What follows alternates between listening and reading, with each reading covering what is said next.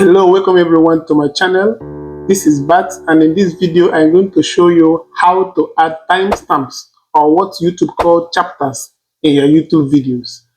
Perhaps you have seen something like this when you are watching a video. These things, they are what we call chapters. If you are reading also a video detail, you are going to see something like this. Numbers, which have some definite way of writing them.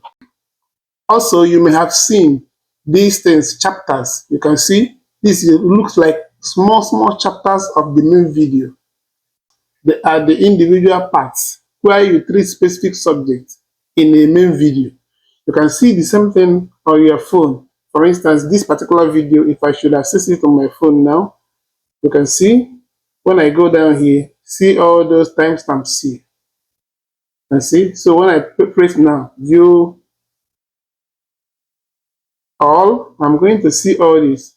The beautiful thing about this is that both on your system or on your phone, if you press any particular one, it's going to begin from the particular timestamp or time map that you have begun. For instance, this one that began on 2:40. If we press on that, it's going to begin to be, you see on our screen now is 2:40 out of the 30 minutes of this video. If we are going to press the one that is in 5:05, it's going to be there straight away.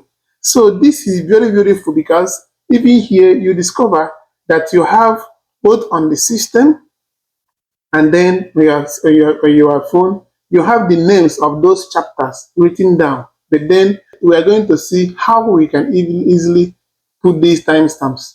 Now there are two ways of doing them. First of all, by automatic inscription. Second one, by manual inscription. For automatic chapters, under your video details, go down, write down, you click here, show more. Then after show more, you will see automatic chapters. If you click here, once you publish your video, YouTube itself will automatically read your video and be able to place what you can say about 70% accurate timestamps on your video. But it's not usually correct, and that is why you have to learn also how to do that manually.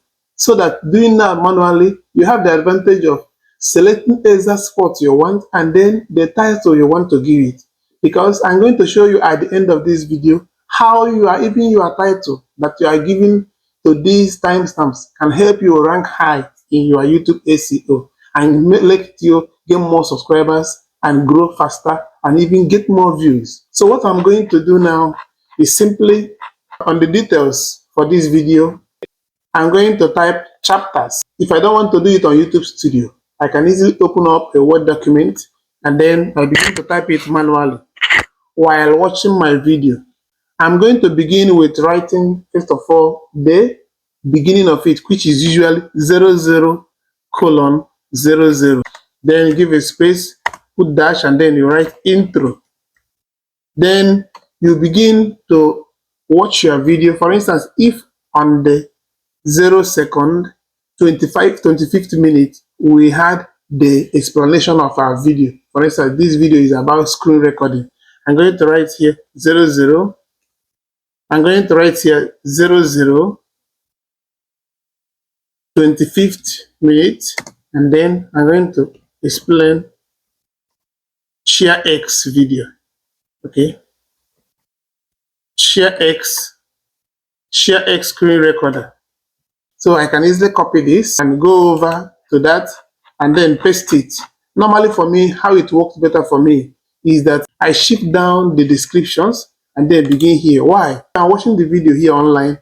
I can easily be writing chapters. After you have done it, you can now copy it and then going to paste it here.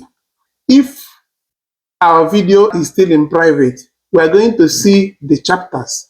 They are going to be clickable, but you will not be able to see the timestamps here. I give you an example. For instance, I have a video. This is a video that I uploaded it 8 hours ago, and it is still private. So as you can see here, it is scheduled to be released by tomorrow. When we try to view this video, let's see. You discover that here, when you click on this and here, you see that all the timestamps are there. When I click here, it's going to lead me there, but it is not actually calibrated. So you are not yet going to see it as you saw in this one, where we have this as well as we have all this. This is because it is not yet public. So in this case, after if you have your video that you are scheduled, how you know that it has activated is when after publishing their video, for instance, this is the video, we go here and then click on view on YouTube, which is not yet published. Then click on more. You're going to see the chapters. You see, once this place is blue, you know that it's active, but not yet visible to others. You will not also be able to see the chapters on the timeline of the video, the same way that you saw it on other video that we have, something like this. But once you publish this video, it is going to appear this way. The next thing we are going to consider here is how valuable is this our timestamps. Timestamps are very valuable to you to be able to be discovered on YouTube. And that is why you will need to give the name of your timestamp, very important name that actually rank. I give you, for example, in this my video, let's go back to edit this video.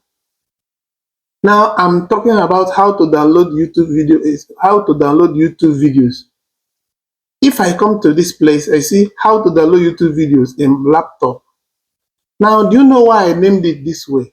When I went to my VidIQ, I searched for how to download YouTube videos in laptop, and I can see that this actually ranks high, very low in competition, and ranks 71%. This will mean that anyone who goes to YouTube to search for this has a chance of seeing my video, and is going to see that particular portion of this video, not the whole, which will help you to rank very well.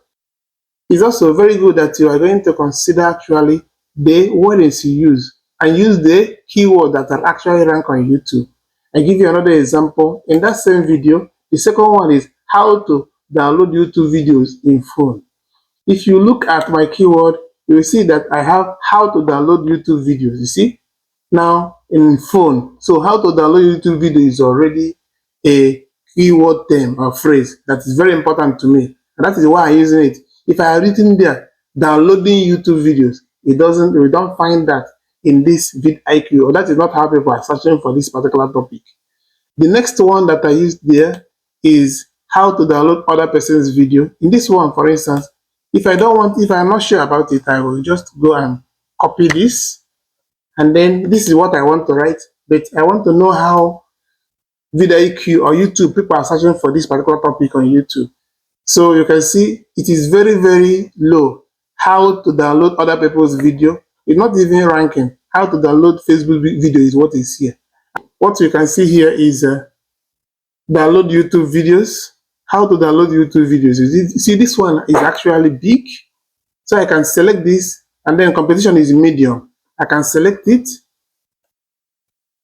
Control C, and then I go back to my video. And then I'm going to post it. How to select, how to download YouTube video. Okay, and others. Now, by the time you are seeing this video, I have already published this video. I want you to go to this. I'm going to put the link of this video in the description of this video. I want you to go and click on it and see and check if you can see these timestamps, how they are, and then how it is actually going to be on the chapters. I mean, after these ones that you see, the chapter that will occur down below where they are calibrated, and check also if you can see that. And then do it in your own video and tell me if it is possible. I want to see you succeed in this YouTube journey, and thank you for being here with me. If you like this video, please give it a thumb up, give it a like and share. And if you have any question, please put it in the comment section. I'll be glad to help out. See you in my next video. God bless you all.